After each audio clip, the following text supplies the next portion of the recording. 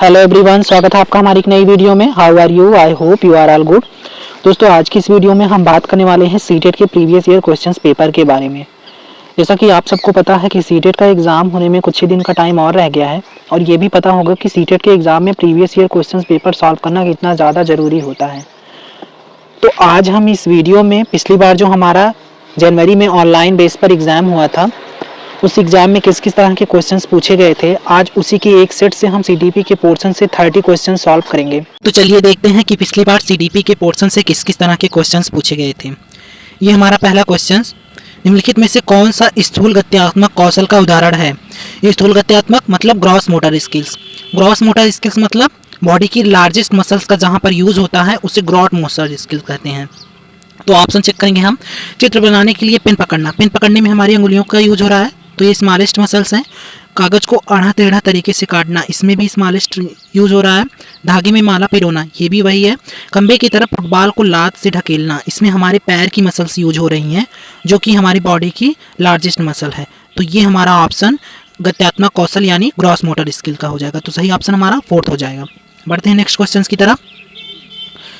बच्चों का विकास डैश से डैश की ओर बढ़ता है। पूछने का मतलब है कि development of children processed from dash to dash, मतलब बच्चों में विकास किस स्टेज से किस स्टेज पर चलता है। ऑप्शन देखेंगे।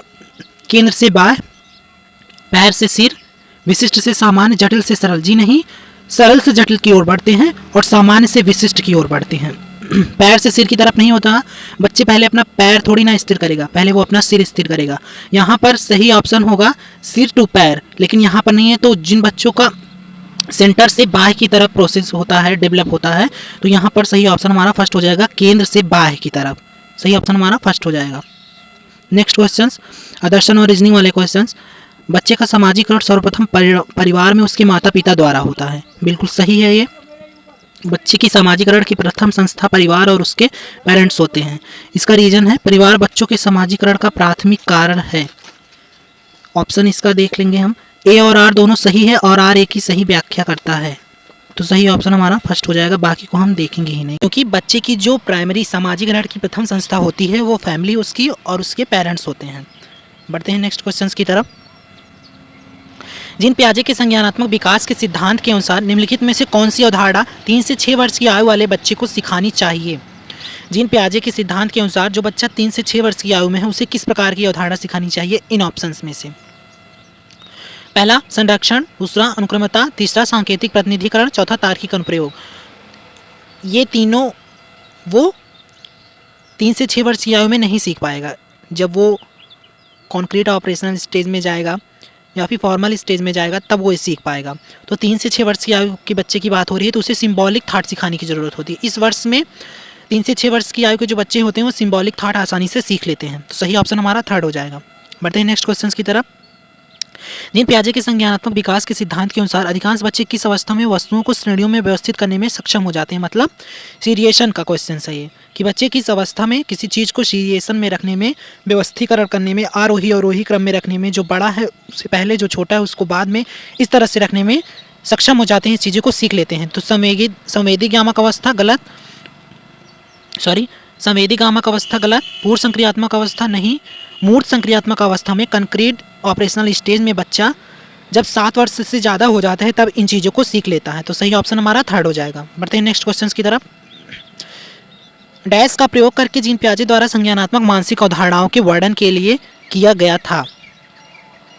जब जीन पियाजे के जहाँ पर बात आ जाती है, जीन पियाजे ने बात की थी स्कीमा की, तो स्कीमा का प्रयोग करके जीन पियाजे द्वारा संज्ञानात्मक मानसिक अवधारणाओं के वर्णन के लिए किया गया था।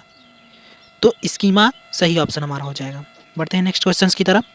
रजनी अपने दोस्तों के कार्यों को जैसे को तैसा मानसिक आधार पर जांचती है। लॉरेंस कोलबर्ग के सिद्धांत के अनुसार वर्तमान में रजनी संज्ञानात्मक नैतिक विकास के किस स्तर पर है। एक रजनी है जो अपने दोस्तों के साथ जैसे को तैसा, टिट फॉर टेट, तो टिट फॉर टेट किस स्टेज में आता है। परंपरागत स्टेज, पूर्व परंपरागत स्टेज, उत्तर परंपरागत स्टेज, औपचारिक परंपरागत स्टेज। तो सही ऑप्शन हमारा 2nd हो जाएगा, पूर्व परंपरागत स्टेज। यहाँ पर टिट फॉर टेट, बच्चे के साथ जैसे आप ट्रीट करेंगे बच्चा सेम वैसे आपके साथ ट्रीट करेगा। जैसे आपने उसे पेंसिल दी उसने आपको पेंसिल दी तो वो भी सोचेगा कि आप ही उसे कुछ दो। तो सही ऑप्शन हमारा पूर्व परंपरागत अवस्था हो जाएगा। ठीक है, नेक्स्ट क्वेश्चन, जब विद्यार्थी किसी प्रश्न का हल खोजने के दौरान समस्या का सामना करता है तो अध्यापक विद्यार्थियों को किस तरह का पाठ प्रदान कर सकती है। पाठ मतलब आप उसको सपोर्ट करेंगे, उसको एक हिंट देंगे कि इस जो समस्या है उसको वो किस तरह से सॉल्व कर सकता है।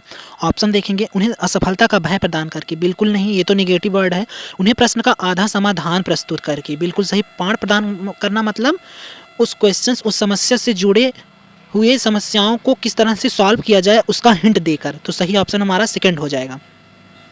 नेक्स्ट क्वेश्चन, सिद्धांतवादी और उनके द्वारा प्रतिपादित विचार का सही युग्म चुनिए। यहाँ पर कुछ सिद्धांतवादी दिए गए हैं और उन्होंने कौन सा अपना सिद्धांत प्रतिपादित किया था वो दिया गया है, तो उसका सही युग्म हमको चुनना है। लेव वायगोस्की, सांस्कृतिक उपकरण, हार्वर्ड गार्डनर, जी घटक बुद्धि, जीन पियाजे, पांड, लॉरेंस कोलबर्ग, संवेगात्मक परिपक्वता। जीन पियाजे पांड की बात नहीं करते हैं, लॉरेंस कोलबर्ग संवेगात्मक परिपक्वता की बात नहीं करते हैं, लॉरेंस कोलबर्ग नैतिकता की बात करते हैं। हार्वर्ड गार्डनर जी घटक बुद्धि नहीं दिए थे। सही ऑप्शन हमारा लेव वायगोस्की। लेव वायगोस्की ने सांस्कृतिक उपकरण दिया था, SPCF। बढ़ते हैं नेक्स्ट क्वेश्चन की तरफ। एक प्रगतिशील कक्षा किससे समुन्नत करती है। एक प्रोग्रेसिव क्लासरूम है, उसमें कौन कौन सी विशेषताएं होनी चाहिए। ऑप्शन देखेंगे, ज्ञान सृजन की चाह, विद्यार्थियों में परस्पर विमुखता का अभाव, गलत। सामाजिक संदर्भों में अलगाव, गलत। निगेटिव है ये, विषय वस्तु का कंठस्थीकरण, रट्टा तो बिल्कुल नहीं लगाना है। तो सही ऑप्शन हमारा यही दिख रहा है, ज्ञान सृजन की चाह एक प्रोग्रेसिव क्लासरूम का लक्षण हो सकता है। नेक्स्ट क्वेश्चन, मधुलिका नृत्य और योग कला में निपुण है। हार्वर्ड गार्डनर के अनुसार उसके पास किस प्रकार की बुद्धि उच्च स्तरीय है।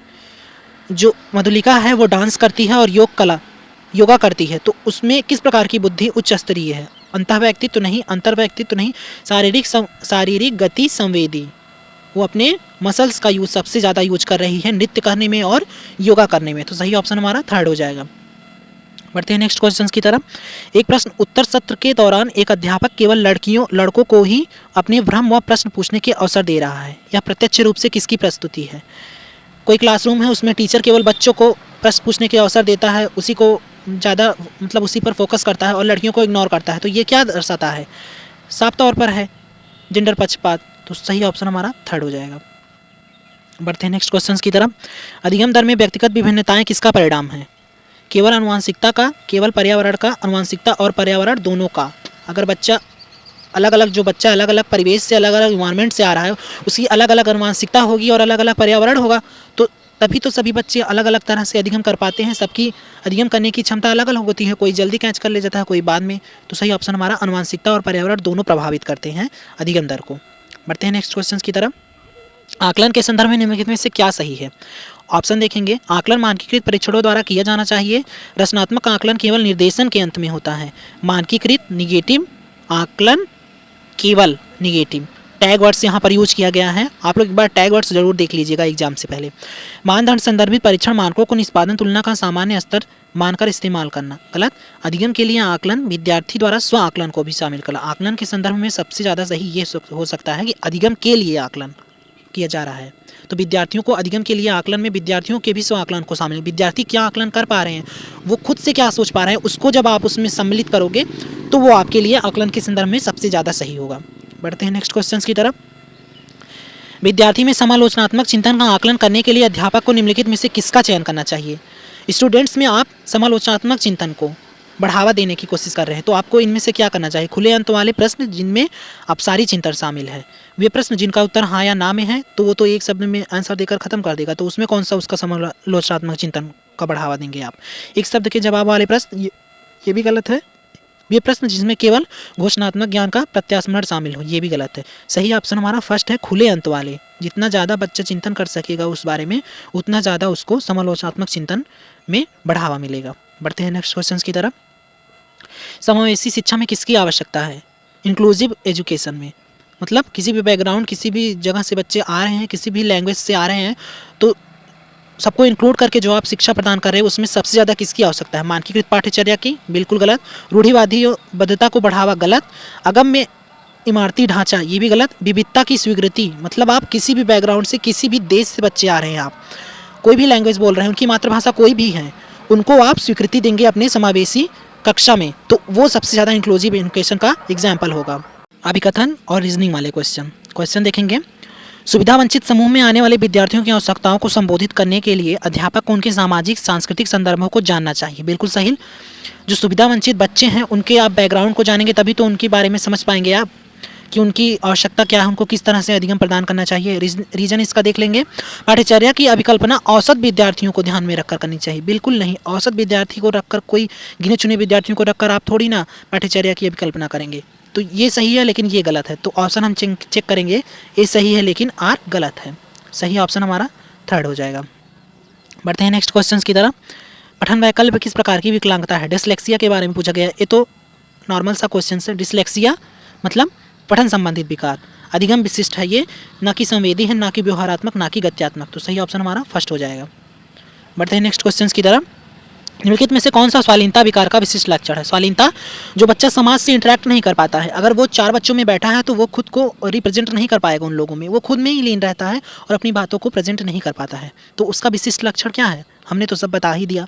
बाधित संप्रेषण, दिनचर्या में परिवर्तन के लिए आग्रह, उच्च स्तरीय शब्द भंडार, परिवेश में परिवर्तन के लिए प्रतिरोध। बाधित संप्रेषण मतलब वो बच्चा अपने आप को रिप्रेजेंट नहीं कर पाता है, तो सही ऑप्शन हमारा फर्स्ट हो जाएगा। Next question. कक्षा में विभिन्न योग्यताओं वाले शिक्षार्थियों की आवश्यकता की पूर्ति कैसे की जाती है? एक क्लासरूम है जिसमें अनेक प्रकार की आवश्यकताओं वाले बच्चे हैं, तो उनकी आप आवश्यकताओं को किस तरह से पूर्ण करेंगे? ऑप्शन चेक कर लेते हैं हम। श्रेणीबद्ध कठिनाई के कार्य देकर, मानकीकृत निर्देश देकर, गलत। केवल सामान्य शिक्षार्थियों की आवश्यकताओं को संबोधित कर। जी नहीं, केवल उन बच्चों को नहीं, सबको ध्यान में रखना है। विभिन्न आवश्यकताओं वाले शिक्षार्थियों की उपेक्षा कर, बिल्कुल नहीं, उपेक्षा नहीं करनी है हमें। तो यहाँ पर सही ऑप्शन हमारा फर्स्ट हो जाएगा, बाकी सब निगेटिव है। बढ़ते हैं नेक्स्ट क्वेश्चन की तरफ। अधिगम तब अधिक अर्थपूर्ण होता है जब विषय वस्तु डैश रूप में प्रस्तुत की जाती है। अधिगम किस तरह से सबसे ज़्यादा अर्थपूर्ण होगा? जब आप किसी भी सिलेबस को, किसी विषय वस्तु को किस तरह से प्रस्तुत करेंगे? संदर्भ से हटकर, गलत। अप्रासंगिक, गलत। बहुत ही अमूर्त, गलत। संयोजित रूप से अगर आप प्रस्तुत करेंगे बच्चों के सामने कोई विषय वस्तु, तो उसमें अच्छे से आप अर्थपूर्ण तरीके से उनको जानकारी दे सकेंगे। बढ़ते हैं नेक्स्ट क्वेश्चन की तरफ। अंतरिक्ष की अवधारणा समझाते समय एक अध्यापक ने महसूस किया कि विद्यार्थियों में इस विषय को लेकर अनेक भ्रांतियां हैं। अध्यापक की इस स्थिति के प्रति क्या प्रतिक्रिया होनी चाहिए? कोई अध्यापक है वो अंतरिक्ष की अवधारणा को समझा रहा है, लेकिन वो देख रहा है कि बच्चों में अंतरिक्ष की अवधारणाओं से लेकर अनेक सारी भ्रांतियां हैं, तो उन भ्रांतियों को वो किस तरह से अधिगम में शामिल करेगा वो हमें बताना है। तो ऑप्शन चेक करते हैं हम। सीधे सीधे उन भ्रांतियों को अस्वीकृत करना, गलत। भ्रांतियों को अस्वीकृत नहीं करना है, उसको स्वीकृत करना है और उससे कुछ सीखना है। इन भ्रांतियों के प्रति विद्यार्थियों के तर्क जानने चाहिए, बिल्कुल सही। बच्चे किस लिए इस चीज़ भ्रांति से जुड़े हैं, उनके मन में क्या चल रहा है, वो हमें जानने की कोशिश करनी चाहिए। विद्यार्थियों को सही जानकारी कंठस्थ करने की, नहीं रट्टा नहीं मारना है। नकारात्मक पुनर्बलन ये भी निगेटिव है, तो सही ऑप्शन हमारा फर्स्ट हो जाएगा। बढ़ते हैं नेक्स्ट क्वेश्चन की तरफ। विद्यार्थी को किसी भी अवधारणा के बारे में समझाते हुए निम्नलिखित में से किस बात का ध्यान रखना चाहिए? ऑप्शन चेक करते हैं। अगर आप कोई चीज़ बता रहे हैं विद्यार्थियों को, किन किन बातों का आप इनमें से ध्यान रखेंगे? विद्यार्थियों में सीखने के लिए तत्परता, बिल्कुल सही। विद्यार्थियों के सामाजिक सांस्कृतिक संदर्भ, ये भी सही बात है। विद्यार्थियों द्वारा चयनित अधिगम शैली, तो ये भी सही बात है। तो तीनों सही है, ए, बी और सी, फर्स्ट, सेकंड, थर्ड, तो फोर्थ ऑप्शन हमारा सही हो जाएगा। बढ़ते हैं नेक्स्ट क्वेश्चन की तरफ। रमेश विज्ञान विषय को पढ़ाते समय अन्वेषण, प्रयोग, विभिन्न व्यवहारिक गतिविधियों के माध्यम से बच्चों को नया ज्ञान व समझ बनाने के अवसर प्रदान करता है। वह डैश को बढ़ावा देना चाहता है। रमेश टीचर है जो पढ़ाते समय, विज्ञान पढ़ाते समय बच्चों को अनेक अवसर दे रहा है कि बच्चे अपना अपना तर्क रखें, अन्वेषण करें, प्रयोग करें। तो वो किस चीज़ को बढ़ावा दे रहा है? विज्ञान पढ़ा रहा है तो वो वैज्ञानिक तर्क को बढ़ावा देगा, बिल्कुल सही। तार्किक चिंतन, बिल्कुल, बच्चे के तर्क को समझ रहा है, सुन रहा है, तो तार्किक चिंतन को भी बढ़ावा देगा। कंठस्थीकरण नहीं, रट्टा नहीं, अनुकरण नहीं, तो पहला और दूसरा हमारा सही है। तो ऑप्शन चेक करेंगे, केवल फर्स्ट और सेकंड, तो सही ऑप्शन हमारा सेकंड हो जाएगा। बढ़ते हैं नेक्स्ट क्वेश्चन की तरफ। निम्नलिखित में से अध्यापक द्वारा अपनाई गई कौन सी विधि अधिगम प्रक्रिया में विद्यार्थियों की भूमिका में कम महत्व देती है? अध्यापक द्वारा अपनाई गई कौन सी विधि, अगर आप बच्चे को पढ़ा रहे हैं तो सबसे ज़्यादा सक्रिय भूमिका किस चीज़ की है और इन ऑप्शंस में से सबसे कम भूमिका किसकी होती है, वो हमसे पूछा गया है। तो ऑप्शन चेक करते हैं। व्याख्यान, पूछताछ, चर्चाएं, खोज और अन्वेषण। खोज और अन्वेषण, चर्चाएं, व्याख्यान, ये तीनों तो पॉजिटिव है, ये तीनों करने से अधिगम में सहायता मिलेगी। व्याख्यान है जो कि हमें केवल लेक्चर नहीं देना है, तो सही ऑप्शन हमारा ये हो जाएगा, क्योंकि निगेटिव है ये और हमसे निगेटिव पूछा गया है कि सबसे कम महत्व कौन सा है, तो सही ऑप्शन हमारा फर्स्ट हो जाएगा। बढ़ते हैं नेक्स्ट क्वेश्चन की तरफ।